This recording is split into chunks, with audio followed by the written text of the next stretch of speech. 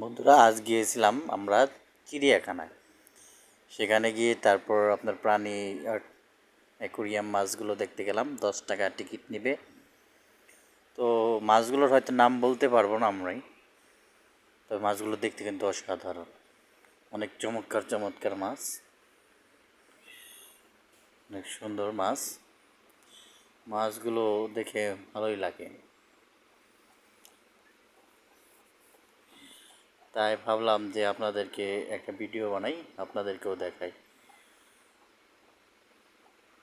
তো শেষে একটা কচ্ছপ কিংবা কাছিম দেখতে পাবেন, বিশাল বড় আকারের। তো আমার বেবি গিয়েছিল সাথে আমার। ও বলতেছে, বাবা এটা কি মারা গেছে নাকি বাচ্চা দেবে?